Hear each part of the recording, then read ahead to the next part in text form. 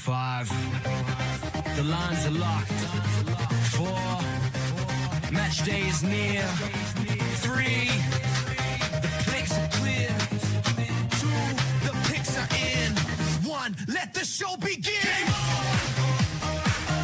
It's that time again. Game on. Kicks and picks is back again. Game on. Sit back, relax, and enjoy the show. Game on. The guys are here and ready to go. Game on. Game on. Game on. Game on. The guys are here and ready to go. Welcome back to the Kicks and Picks podcast. Coach Steve here with Scotty. Nick heading out of town. I heard. Yeah, I didn't even know until we were setting this up. Yeah, supposedly he's watching right now. He said he's on an airplane. So his TVs aren't working. So we'll see if he gets in the chat. Oh, I should turn the chat on now that I say that out loud.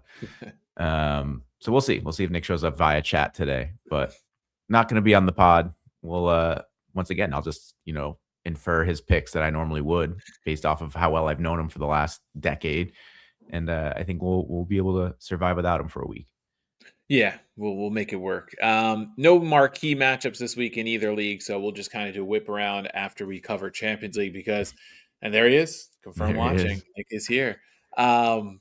Champions League, terrible for us the last 2 weeks in terms of the picks we gave out. So if you tailed us, we're sorry.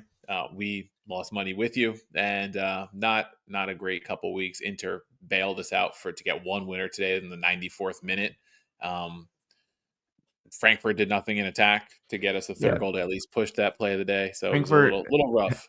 Their combined goals for and goals against in the 7 matches leading up to this were 29, so a little over 4 per match, and they had a scoreless first half, just unthinkable. And both teams needed wins, right? Frankfurt's now out; they didn't qualify. Spurs needed that win in order to get into the top 8, which is another storyline we can talk about.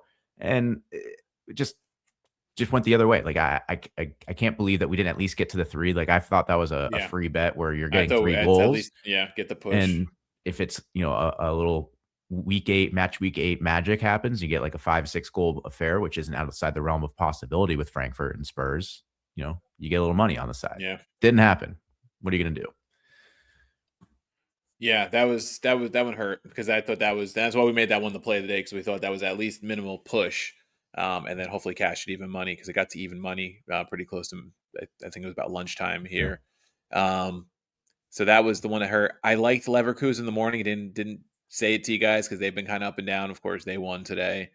Not much else that I looked at and was like considering that panned out. Like I know I gave out the Marseille one to you guys, and you're like, oh, let's go team total over bet, and like neither one panned out. So we were victims of road teams not showing up, right? We had Juve against Monaco. Monaco's had a couple injuries. Like Juve should have taken care of business. A scoreless draw, like shame on us. Like we should have seen that coming. That's Juve's calling card, but that one hurt. I think that one, when I looked at the line, it was like -115. It's like, how do they not beat created Monaco? Like nothing, right? 0.18 XG. It was like, why did the fans even bother showing up to this one? Like it just was not an interesting affair. But Monaco with the point, that's enough to get them through. I think they got 10 points, 9 points being the cutoff. So that put them above that threshold of chaos with Benfica and Marseille, which we could talk about.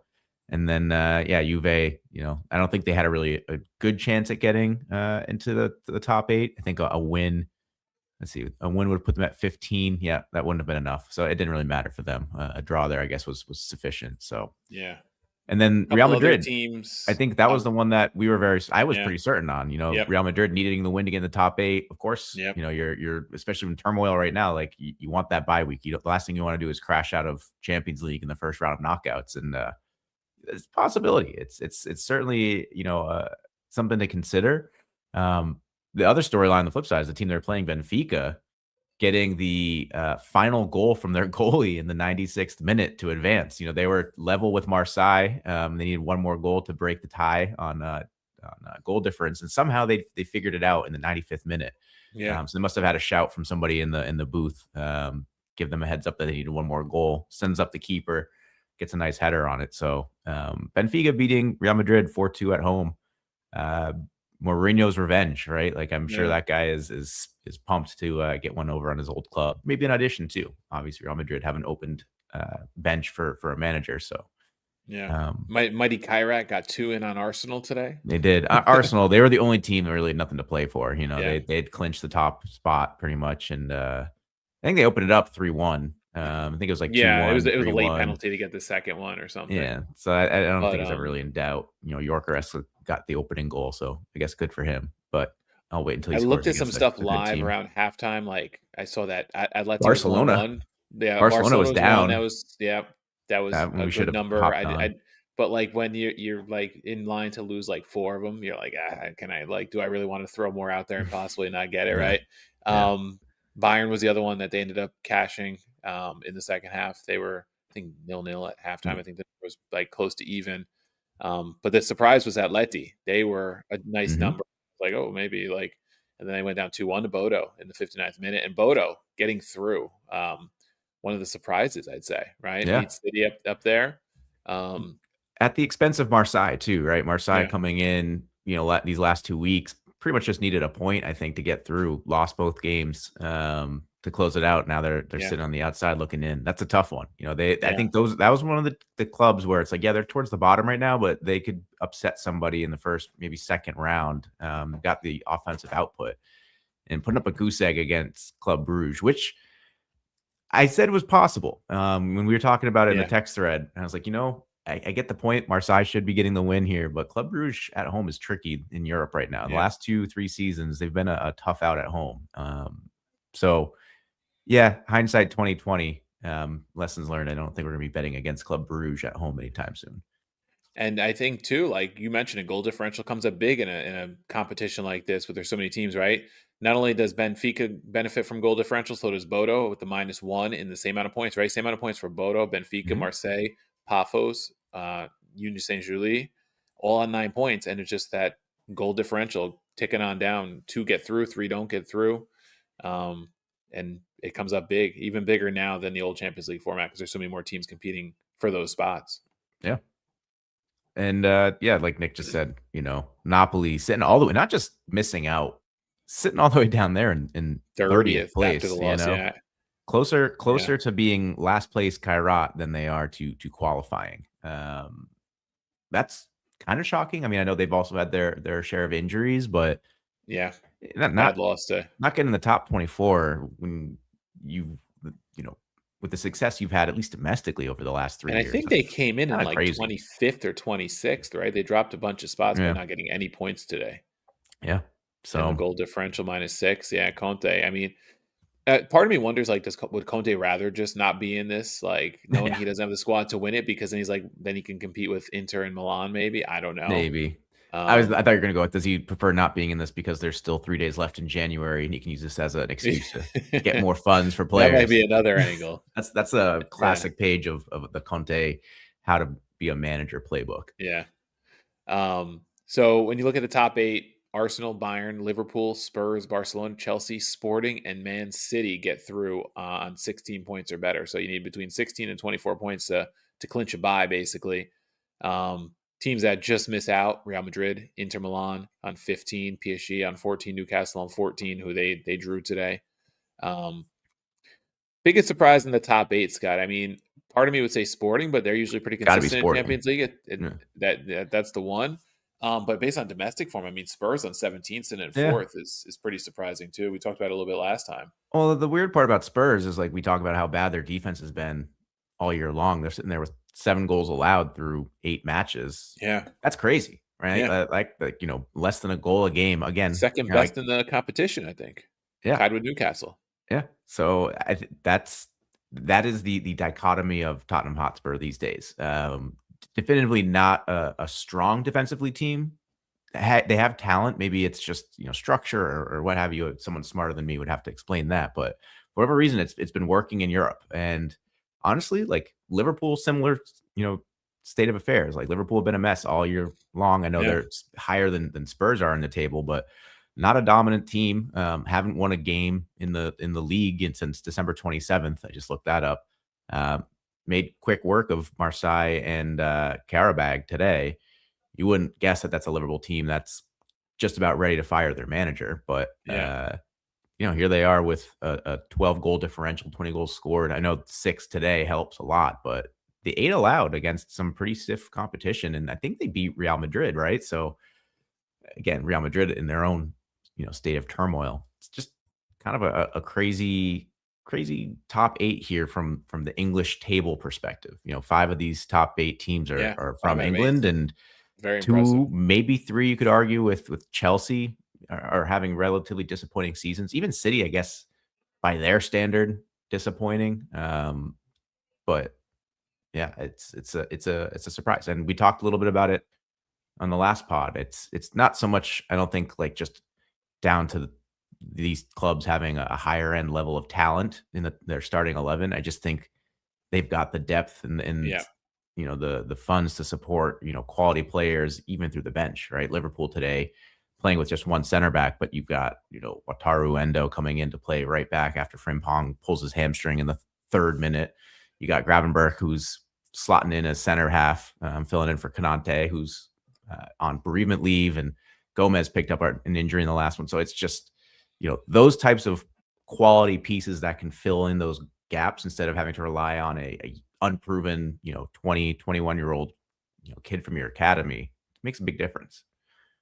Yeah, and I was just looking through Spurs' schedule of who they played. They had 5 clean sheets in this competition. They gave up those 7 goals in 3 matches. They gave up those 5 to PSG. Actually, no, 6 clean sheets, because one of them was a clean sheet draw 0-0, and 2 to Bodo. Yeah. So 7 goals in 2 matches, and go figure, Bodo, that comes up to be a huge point for them, that draw against Spurs early in the competition. Yeah, and I think Bob brings up a good point. It's like, if you're Tottenham, right, like you got to kind of set your expectations accordingly. But, obviously winning Europa to get into the spot in the first place, and now you're sitting in the top 4 of the Champions League table. I get that the league form is bad, but how are you firing this guy when this is probably your best performance in Europe in the history of a club? Or actually, no, they did make it to the finals. I remember Liverpool. They did, under Pochettino. So, second best. We'll give them the second best performance so far. Sitting in 14th in the Premier League table. But again, honestly, like, it's we talk about the Premier League table, and it's both Frank and Slot, I think, are getting a stay of execution because of how they managed to finish the Champions League group stage, or league stage, however you want to call it. But I think too, the thing with like a Spurs, they do have the depth to compete more than some of these other clubs here. It's when they go back to England now, you've got those extra fixtures. Like, that's going to hurt their domestic form probably a little bit. Yeah. Maybe. And what's crazy they're competing with is, Spurs certainly have the depth, but they've had to use it. Like, if you're looking at their injury list, it's like they got like 7 or 8 guys, going all the way down here. I got the list here. So you've got Madison was out, Rodrigo Bentancur, Davies, Kulusevski, Mohamed Kudus, Richarlison, Bergvall, who's their younger center half, who's supposed to be good. Mickey Van de Ven was out, Pedro Porro, Conor Gallagher, Yves Bissouma, Matthias Tell, Dragusin, like all these guys, like, it's crazy that they're even able to form a squad, and they managed to take care of business. Top 4. Yeah, so very kudos to them. Teams that missed out in the competition completely.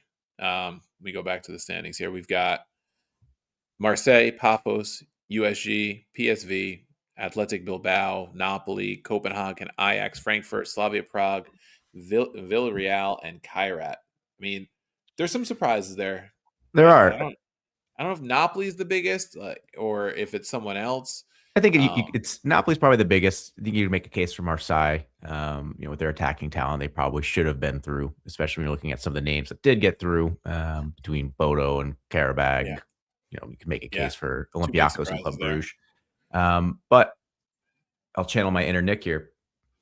Shout out to Kicks and Pigs podcast, because when we did our futures preview way back when, one of the futures we placed a bet on was team to finish last place. And I think we picked 3 or 4 teams.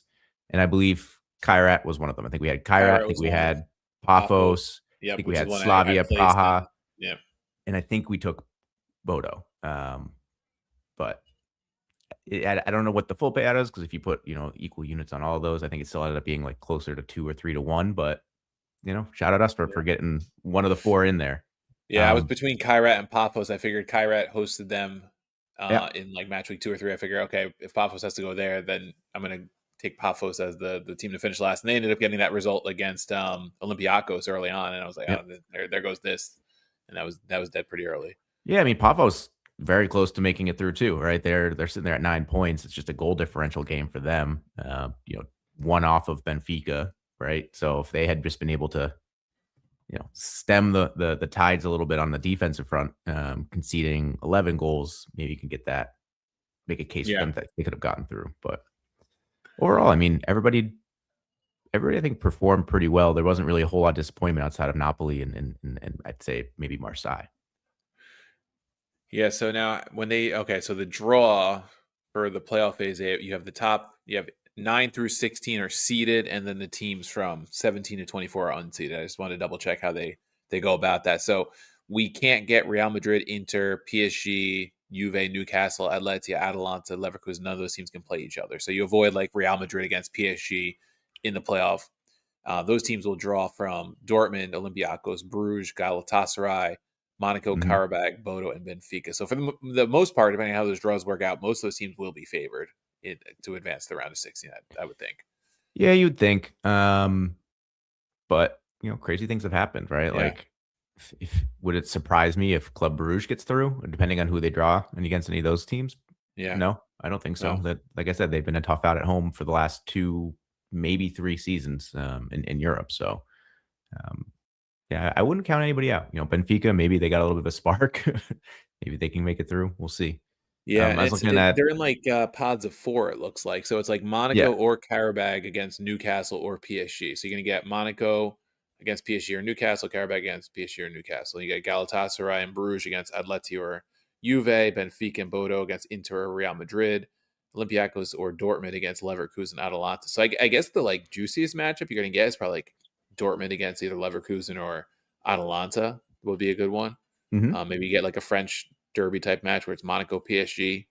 Can they get paired up together though? I thought in the first round that you can't pair up with a domestic. I guess here now with the playoff round you can, because it says Karabakh or Monaco against Newcastle or PSG on both sides of the bracket. Okay, and then it depends how the Barcelona Chelsea like gets split. Like it's almost predetermined without being predetermined. Yeah, because as I said that. They had Liverpool's potential opponents. It was like Juve, Olympiacos, Atletico, and looks like Bruges and Galatasaray. It was Galatasaray. That's right. Not Olympiacos. Yeah, Galatasaray. I was like, oh, of course they're probably gonna get Atletico, and they're probably gonna get stomped because what we could get is a round of 16 Real Madrid Man City matchup, which would be interesting. It would be, but I would have to imagine City would be surprisingly heavy favorites. Yeah. Just man, dude, Real Madrid, tough season to say the least. Yeah, it's a mess. Quick look at the futures before we move domestically, Scott. So this is where they're at right now. And all they have up is winners. Arsenal fairly heavy favorites at plus 370, followed by Bayern at plus 450. Now, obviously, Arsenal ran the table. Bayern only lost one match. It was to Arsenal, so that makes a little bit of sense that they're the top 2. Then you have PSG 750, Barcelona 700, City 800. Liverpool plus 1,000, Real Madrid 1,100, Chelsea plus 1,800, Inter plus 2,500, and Spurs plus 3,000. Everybody else is 3,500 or longer. Yeah, anything interest you there? I definitely, again, and this is pre-draw, obviously. Putting on my Nick hat here, we're not touching Arsenal. Arsenal, I think they have their own set of problems too. I think I was on record maybe 3 months ago saying Arsenal's the only good team in Europe. And it's been pretty accurate. They're the only team that really hasn't stumbled that hard. Maybe a draw here and there, but I wouldn't touch them. I think they're going to be really pushing for the league throughout the rest of this calendar, the domestic league. So I think that's going to hurt them in this competition a little bit more. Your point before we came on the air, Bayern probably have the league wrapped up. If not now, probably in the next few weeks. So this will be their main focus. They just got Musiala back, who's a big player for them. Harry Kane is sitting just below Mbappe on the Golden Boot race for this year. So that's, I think, Golden Boot. You're looking at Mbappe minus 400, Kane plus 700. That might be Real Madrid don't advance. Yeah, I think Kane is an interesting one. Kane or Holland. Bayern might have the longer runway in terms of progression. So No, we didn't talk Golden Boot, but that's just worth noting. Bayern could be interesting, but plus 450 is not the best number. I'm looking more at like a PSG plus 750 repeat. That could be interesting. Man, I don't know that it's going to be a City or Liverpool either this year. So leaving them out at 800 plus 1,000. You're left with two Spanish clubs, Barca plus 700, Real Madrid plus 1,100, or maybe you're before, another runway from, or another deep run by Inter plus 2,500. I don't know. I don't love putting money on Real Madrid with the turmoil they're in, but I'd be lying if I said that's not a good value for a team that's got, Mbappe and Bellingham and the midfield that they do. Like, and even some with that point, Golden something's Boot got to one, go right. Scott, like if Mbappe pours it on in a two-legged playoff in the next round against a weak team, even if they lose to City in the next round, but he gets one or two in those head-to-heads, like he's already got a 5-goal lead on Kane, so Kane's gonna have to really like bury somebody, and he's gonna have 2 less matches to play. But the value's there plus 700. Yeah. Same with Haaland. He's 6 goals behind him, but the value's there. Yeah. So, Coach, do you think, like, maybe not looking at it from perspective of who can win this, but maybe a team like Inter, can they make a run where if they get like a favorable draw, could you I see think them they getting could there? if they get the favorable run, and you get this with the caveat of kind of knowing who they're going to play. If you were to take it now, I don't know how much it'll adjust when the draw comes out, but right now they're looking at the potential of a City in the next round, City or Sporting, right?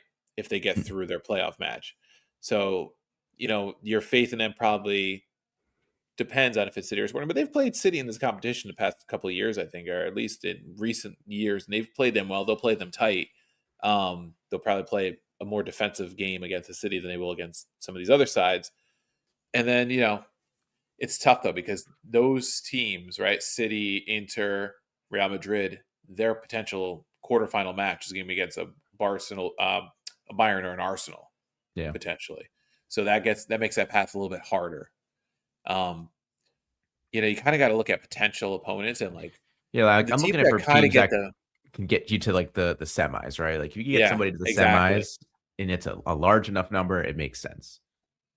Like if you look at Liverpool or Spurs, their potential quarterfinal opponent is Barcelona or Chelsea, assuming all the higher seeds win, or PSG could get thrown into that mix too if they can upset Barcelona or Chelsea, depending on how the draw works out. But like that's where the value might start to come into play. You got some of those teams in the plus 1,000 range or higher. I mean Spurs sitting fourth in the table, semis, 10th shortest odds. Like that screams value. Like they've been able to get it done in Europe for whatever reason. Yeah, you just rattled off all the clean sheets they had. Could they make a run to the semis? And what's to say they're not going to beat Atleti or Juve or Galatasaray or Bruges in the whoever comes out of that playoff? Like depending weird on enough, it's like they're in a spot in the league where it's like you're probably safe from relegation. You're not getting in the top 6, so this might be the only thing. This is your golden ticket. Yeah. So I don't know. I think you could talk me into either Inter or Spurs, just trying to like take a flyer on them, see if you can get them to the semis. So you get a little cash value, out. plus 3,000. Yeah, you get to this. That's a good point. So you get to the semis at plus 3,000, and you've got a little bit of money to cash out there. Yeah. All right, let's swing it over to the Premier League and do a quick run through and any bets that we like here. So let me just pull up the odds. All right, so we open on DraftKings. Me slow right now. Lovely. Well, if we want to start in England, I can there get we us go. kicked Leeds off. and Leeds and versus Arsenal. There's no early morning game, which is nice. I'm kind of happy about that. Everything kind of kicks off at 10 East Coast time. Leeds Arsenal. I think Arsenal are really. I mean, they've dropped a little bit in the last 3 matches. I think they've dropped 4 or 5 points in the last 3 games. So the gap between them and City and Aston Villa has kind of closed a little bit, but City has been stumbling, on their own front. I think this is a big bounce back game for Arsenal. I think this is like a statement when you're playing Leeds, who are newly promoted but playing pretty well, but still a winnable game even at Ellen Road. Minus 185 is steep, but I found an angle that we usually sometimes play, but maybe this is a little bit of an inverse. I'm taking Arsenal and under 3.5 in the match parlays. That's actually minus 110. Arsenal's defense, I think, is going to be fine with this Leeds attack. I don't think they're going to concede much, if anything. And yeah, I can see Arsenal winning this 1-0, 2-0, getting 3 points and moving on. Yeah, and if you like the under, Leeds to basically be shut out is even money. Yeah. So I think there's some value there too if this team is going to bounce back and just take care of business. Plus 105 Arsenal clean sheet I'm seeing. Yeah. So I think that's certainly doable. They don't have any significant injuries to their backline at this point, so it should be full steam ahead. The real question right now is, can they get back to scoring from open play regularly? And I think that's really going to be what dictates if they win the league or not. If they still struggle and they're reliant on set pieces, and some of that set piece good fortune starts to wane a little bit, not necessarily disappear, but that could open the door for City to come back. And we talk about this a lot with Arsenal specifically. It's like, if you get to March and you had this huge lead in December and it's now gone, and you're playing neck and neck with City, who love to go on these unbeaten runs starting like the early mid part of February and then through the end of the season. It's tough. It's a psychological thing. And City just went out and bought 2 big names, right? 2 guys that have been performing really well in the Premier League all season long. Semenyo, I think, was like 3rd in the Golden Boot race. And Gahey was a captain of Crystal Palace and defensive anchor for a team that won the FA Cup last year. Adding those 2 guys to the squad at this point in time, man, it's a boost for City's morale. It's like, all right, like, we're 4 points back. We got 16, 17 games left to go. Like, let's go chase these guys down. And once if that gap disappears, or it's like a 1-point gap, I think psychological advantage will go to City. Yeah, I think that's a good point. So this is one where you kind of need to bounce back, and their defense can probably have to lead the way. So we've also got Wolves, Bournemouth at that time, Brighton, Everton, Chelsea, and Chelsea West Ham's a little bit later at 12:30, along with I mean, I know this is going to be a little recency bias, but man, how do you not take Bournemouth plus 125 against Wolves? I mean, just beat Liverpool, scored 3 goals, showed that they can score without Semenyo. Wolves have been showing a little bit more signs of life, but they've been the last place team for many, many, many months now. Still 7 points back from Burnley from getting out of the absolute cellar. Why would you not take Bournemouth on the road here? Yeah, I don't think it's a bad play. I mean, like you said, Wolves showing a little bit more life, getting a few results, but then they did just lose to City. Were shut out the previous week by Newcastle. Were able to hold Newcastle to that 0-0, but I mean, the only win recently was West Ham outside of the FA Cup where they beat Shrewsbury. Yep. So if you want, like, the draw no bet there is minus 150. Like, it's not something necessarily you need to play by itself, but it's a parlay piece. So if you have something else that's in that like minus 150 to minus 200 range, and you want to pair it up with something, the draw no bet here, I think, is gold. I don't see Wolves winning this game by any measure. And both teams have scored minus 175, and that's more a result of Bournemouth. I mean, both teams score over 2.5 is minus 110. If you think Wolves can get a goal, we probably do see maybe 3 in this one. That could be an interesting angle. He's got to believe in Wolves to get one. Yep. Next match, Brighton, Everton.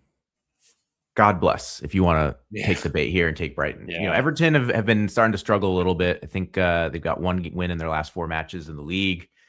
Rumors are coming out now that David Moyes' job may or may not be on the line, which is crazy because, for years we talked about how Everton had to escape relegation battles. Like, they'd be deep in it well into April, even May. But they're in the top 10. Like, I get it. You have a new stadium. The freaking group maybe thinks they should be pushing for Europe, but getting rid of David Moyes right now, I don't think is the wise move. Does that, motivate the squad to get a result here? Does it help maybe with the setup? Does Everton play an even more conservative game where they're just trying to get points? I don't know. My gut tells me Brighton at home minus 115 is a great play, but it just they've been so inconsistent, right? Yeah, and I don't know. Don't know that I can take it. Yeah, I can't bring myself to do it. They just haven't been consistent enough for me. Yeah. Chelsea, West Ham, 12:30 Eastern. Liverpool, Newcastle, 3 Eastern. Yeah, Chelsea, West Ham, both teams to score over 2.5 is minus 115. I think that's the play. West Ham obviously still don't like to play defense. Chelsea been scoring. I think there's 5 goals in their game today. So I like that. I think there's going to be a couple goals in this one, although West Ham, I think, just loaned in. Did I read that right? I think it was West Ham is loaning in Oscar Bob, or maybe they're purchasing Oscar Bob from Chelsea. So that's something to keep an eye on. I don't think he'll obviously start in this game, but both teams are over teams generally. Yeah. Oh, Fulham. Wrong team. Wrong London team, not West Ham. Retraction. But so you said both teams to score, right? Both teams to score over 2.5. It's minus 115. So both teams to score. It's minus 160. 8 out of 10 for Chelsea, 5 out of 6 for West Ham. West Ham's also going over in 5 out of those 6 matches, and Chelsea's over 2.5 in 5 out of 7. So yeah, the trends are there. Yeah, for sure. And then Liverpool Newcastle. Now, this game is interesting because obviously the reverse fixture was crazy. Liverpool once again getting a last minute winner in like the 95th minute. After Newcastle went down to 10 men and a 2-goal disadvantage, came all the way back. I think the shoe has to drop at some point for this matchup because Liverpool keeps squeaking out wins against this Newcastle team. And I think this Newcastle team still harbors some pretty strong ill will towards Liverpool for how the Isak saga went down this summer. I think this has to be the point. Liverpool haven't won a game in 2026. I think they're four points in the last 5 matches with 4 draws. Double chance / plus half a goal for Newcastle right now is sitting at plus 100, so about even money. I think that's got to be the play. Like, I get it. Liverpool looked great today. I know I'm obviously the pessimistic one on Liverpool here. I don't see it happening in the league. They just lost Frimpong, who was probably one of their better creative players since he's come back and been slotted into the right back position. Salah has been a big nothing in the league all season long. Gakpo has been weirdly effective, but also like predictable. So not a whole lot you can expect from him. It really rests on the shoulders of Wirtz and Ekitike to score goals in this lineup and Szoboszlai from free kicks. I don't know. I just think there's going to be that, like I said, that extra motivation for Newcastle that's going to be kind of like a game that means more to them. And I think they get a result. I don't know that necessarily get a win, but certainly a draw is well within reason here. Even money is a good number for that. Yeah. Yeah, and they're kind of up and down, so I don't know if I would trust them to win, but like you said, Liverpool hasn't been good enough to trust them, so even money for a double chance is not a bad look on a team that just went toe-to-toe with PSG today on the road and went 1-1. Yeah, I mean, Liverpool's last win was a 2-1 win versus Wolves back the day after Christmas, so they just haven't been good for a while. All right, Sunday you have Man United, Fulham, Villa, Brentford, Forest, Palace, and the day gets closed out with Spurs hosting City. So a couple interesting ones there. Yeah, not touching United, Fulham. I don't know if you have anything there. Happy to skip that. Villa at home versus Brentford. Yeah, I've been on the wrong end of Brentford so much, but I still believe in this Villa team. They're still in it. They're trying to chase down Arsenal just like City. Home game against a Brentford team that's been decent, but I think they've dropped off. I think they've dropped 2 in a row. They should be winning this game. Minus 105. I think that's a fine number to take for a game at home that they really need to win if they want to try to keep pace with City and Arsenal. And then, Forest, Crystal Palace. I don't think Forest are very good, but Palace are, they're falling apart a little bit. They're selling players still in January. I think their manager has an eye on his next job.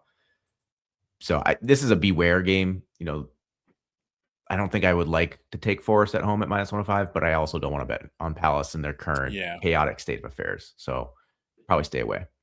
Yeah, I think it's a stay away spot. Can't trust Forest.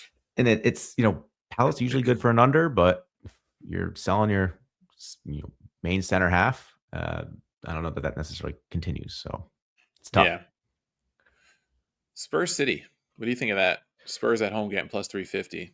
Yeah, I mean, City win this game. I think City start to pick up pace and start to act like the City team that we're used to, but obviously that number isn't super enticing. Even their team total over 1.5 isn't enticing. It's minus 185. So again, I think it's another both teams to score over 2.5 at minus 110. City still have their issues with defense. Gahey comes in, that certainly helps, but I don't think it's the stopgap that they're looking for. Spurs, despite their injuries, have shown capable of scoring. I think they can get a goal here. So I'm they've been kind of a bugaboo team for City, right? That's the true. Last couple of years. That is true. That's a great point. They've won at City both times the last 2 years. Yeah, they do have a pretty good record versus City. So maybe that's another point to just take both teams to score over 2.5, because I really do think City should win this, and the number's not playable. If you really, really want to take Spurs on a double chance, go for it. But the safer bet to me is that both teams to score over 2.5, because the Spurs are getting a result. They're not shutting out City. Yeah. And then the weekend closed out Sunderland, Burnley. I don't know if you have anything in that. Yeah, I'm trying to get back on the Sunderland bandwagon again. Their players are back from AFCON. I think they may not go back to the form that they were in, in October and November. But I think they'll be good enough to beat Burnley at home. So, and I think Sunderland are the only team now that are still unbeaten at home. Arsenal losing at home last weekend, the end of that. So I think Sunderland at home, unbeaten, -135. It's chalky, 6 wins, but 5 draws. Yeah. Only 9 conceded at home, too, in 11 matches, so solid. All right, let's swing it over to Serie A. All right, so got a Friday game. It'll be exciting. Friday game, and it's Nick's boys. I don't know if he wants to weigh in on the chat there. It is Lazio hosting Genoa. Yeah. Lazio even money. Genoa is +300, and man, what is Genoa on like the double chance? That's what I'm curious about here, because that's what Nick's play of the day would be. Yeah, Lazio has been terrible lately, and Genoa just got a big result last week. Yeah, picked up 3 points. Let's see, the double chance is -135. I don't hate it. I don't love the number. I wish it was like a little closer to even. But I do think it's playable. Let me see here. So Genoa hasn't lost in 5. They haven't lost in 5. They're picking up under De Rossi. Yeah, Lazio, looking at going back to the beginning of December, only 2 games that they've won have been against Parma and against Hellas. So yeah, it's a poor resume to say the least. Yeah. Genoa, I've been kind of a Genoa skeptic, but I think I'm starting to buy into them a little bit more. Yeah. I don't know. I think double chance at -135 is worth a look on Friday. For sure. I know that the slate is limited. We might need a play of the day. Who knows? It might be that. I got to assume this total has to be 2, right? It's not a 2.5 game. It's got to be. Oh my God. It's right. Yeah. It's a 2. Yeah. Under 2.5 is -210. That's terrible. Yeah. Yeah. Serie A this year, it's been hard to play unders because a lot of these unders it worked out for us, like playing an over in the Juve match this week against Napoli as our play of the day because it was down to 2. But yeah, it's hard to play unders in this league this year.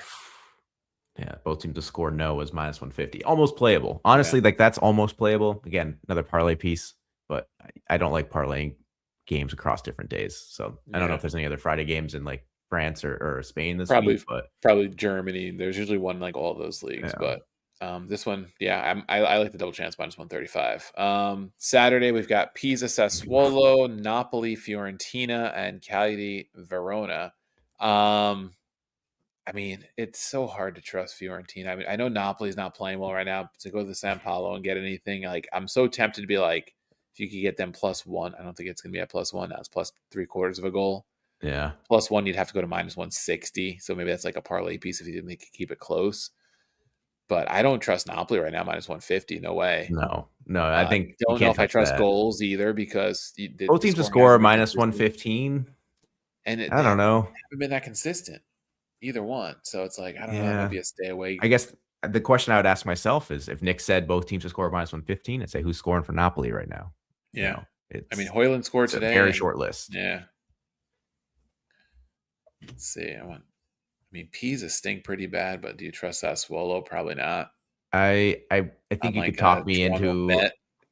Yeah, I think you could talk me into a Sassuolo draw no bet with a Arsenal draw no bet. No, Arsenal money line. And we also had another draw no bet. What was the other one? It was Wolves versus Bournemouth. So like a Bournemouth draw no bet with Sassuolo draw no bet. I think that can be that. They both play in the morning, so you wouldn't be having to sit around and wait for the second result too long either. Yeah. Actually, Sassuolo draw no bet is -130. That's playable by itself. That's playable, yeah. And Pisa hasn't won in 11, so you got some pretty decent protection. Yeah. I'm not a fan of Pisa anymore. They've really made me look foolish. Yeah. Oh, done with them.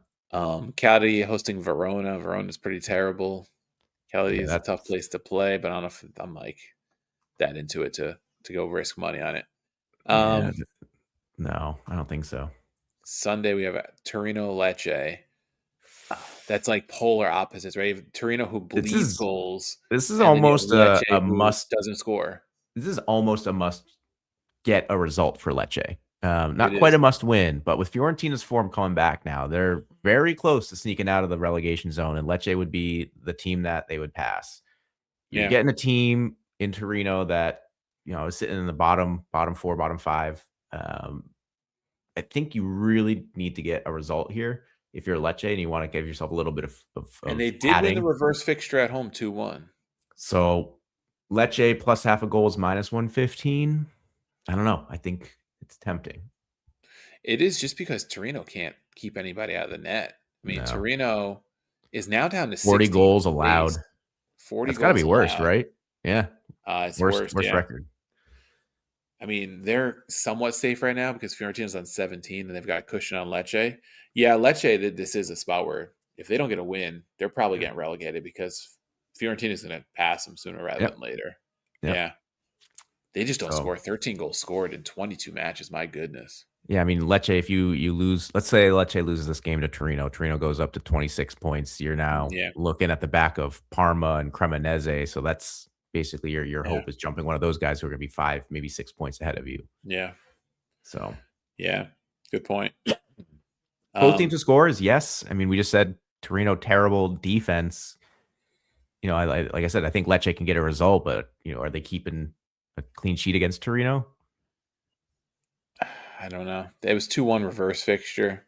I don't mind both teams to score. We'll both teams to score might be. I like both of those. We'll pick one of these for our plays of the day. Not the play of the day, but one of our graphic plays that we throw out there. We'll monitor the situation. Bologna Milan is postponed. Oh, it just bumped back a couple days. Como Atalanta. This one's interesting. I mean, how do you not? Como's kind of trying to be they're trying to be the new Atalanta, really, right? In the way they're competing for Europe. And Atalanta just lost to Union Saint-Gilloise. Yeah. So I don't know. Como doesn't have anything midweek, right? Like, I'm not thinking. They had the Coppa Italia on they do have Tuesday. Coppa. Okay. They just played it yesterday. Okay. Yeah. But a little bit more rest. I don't know. At home, Atalanta, a better team on the road. That's the counterpoint. 1-1 reverse fixture.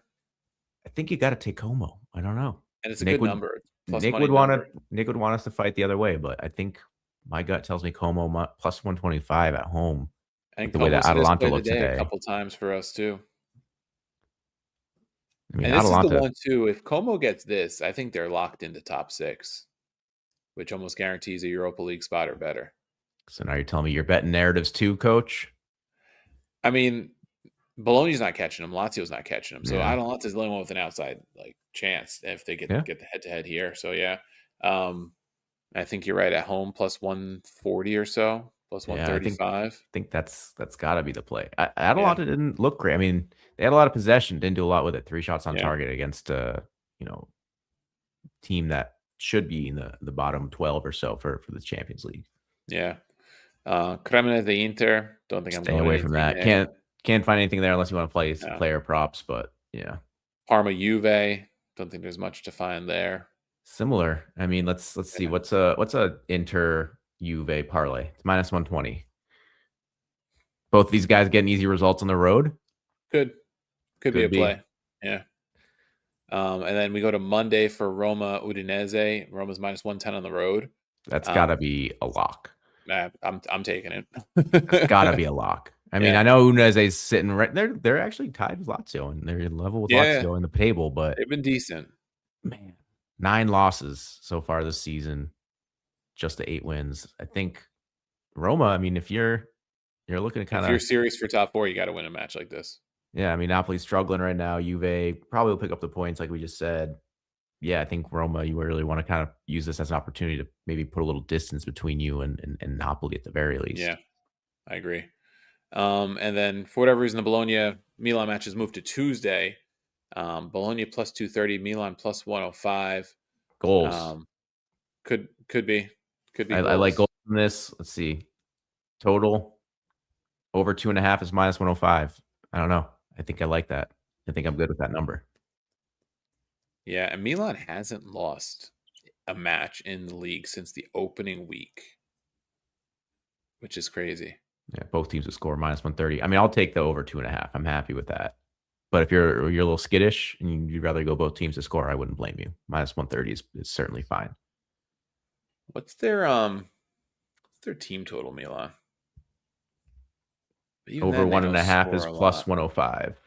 Yeah, man, Milan's weird. Like 1-1 draw with Roma this past week in a match that Roma really dominated for the first 50 minutes or so of the match. Milan Lecce 1-0. They beat Como 3-1, which is like kind of crazy when you think about it, the way Como's rounded into form. 1-1 with Fiorentina, 1-1 with Genoa, 1-0 against Cagliari. I mean, and they beat Verona 3-0 since December 28th. So it's an interesting dynamic they've got going on. Look at some of Bologna's recent matches. Yeah, they haven't played well at all. Genoa, 2-2 Celtic, 2-1 Fiorentina, 3-2 Verona, 1-1 Como with a red card, 3-1 versus Inter. Like, there's goals in Bologna matches. They're at home. Milan's getting at least one. Yeah, I think the over 2.5 is my play. Okay, yeah, it makes sense, and maybe this is what gets them kind of out of their gonna hope and guess in attack. There's not gonna be a lot of games for us to pick on Tuesday, so we'll probably have a play of the day from this game. Yeah, I'm sure it's gonna be limited with no Champions League. So Bundesliga, there was one that jumped out at me. I didn't do a deep dive, but I did look. Coach Worldwide. There it is. We'll work on it.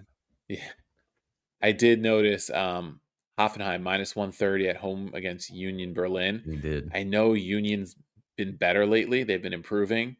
But when the way Hoffenheim's playing, they've cashed a few weeks in a row for us. I think you kind of got to look at that at home. I mean, they've just been playing so well. Yeah. I'm also kind of taken a little bit back by I mean, I know they're on the road, but Leverkusen at Frankfurt. Leverkusen, draw no bets, -140. Money line is +130. Yeah. -140, it's almost playable. Like I think it's right on the cusp there. I think the thing you got to look at too, let's see what it's set at. Team total -120. Over 1.5? Over 1.5 for Leverkusen, -120. I think the way Frankfurt bleeds goals, like, are they holding them to a goal? Yeah, I would take that. I think when I tallied it up today, it was like 21 out of 27 matches have gone over 3+ this season for them. Yeah. So I think that's definitely in play. Let's see. So Leverkusen double chance and over 2.5 is even money, +100. Yeah, like that's not bad. Yeah, because they stink. Man, Spain. Who do we got? Oh, I was hoping somebody better would be playing Real. Vallecano. +850 on the road. I don't know that that's going to work. Maybe the spread. Can I get a goal and a half? I can. Plus a goal and a half is -105. It's got to be worth consideration with the way that Real have been playing the last month. I don't care that Real have not been reliable. At the Bernabeu. I think +1.5 versus anybody is tempting. Leipzig not playable.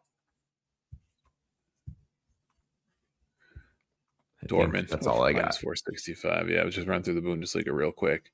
Trying to see if anything else is worth a play. Yeah, I think Hoffenheim and Leverkusen are the two that jump out. I'm sure there'll be goals in some of these matches. If you do a little looking, you can figure out maybe a over 2.5 parlay or something like that. But yeah, I think Hoffenheim, Leverkusen, the two that jump out.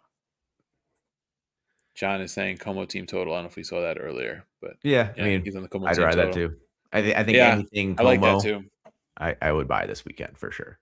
Yeah, they've been scoring, and like you said, Bologna's been giving up goals, so that I think is definitely worth a play on that match. Yeah, it's fine with me. All right, so I think we'll wrap it there, Scotty. Yeah, appreciate everybody tuning in. Looking forward to the knockout round starting with Champions League. Maybe once Nick gets back, we'll do maybe a special opening week. Not necessarily opening week, but first round. We could do a little quick episode on that. Otherwise, catch everybody next week. We'll have hopefully the full crew, maybe on a different day. We'll see how schedules line up, but we'll get that tweeted out early. Good luck with everyone's picks. Make sure you follow us on our socials. Got them listed out all here. Like and subscribe, and we'll talk to you guys next week.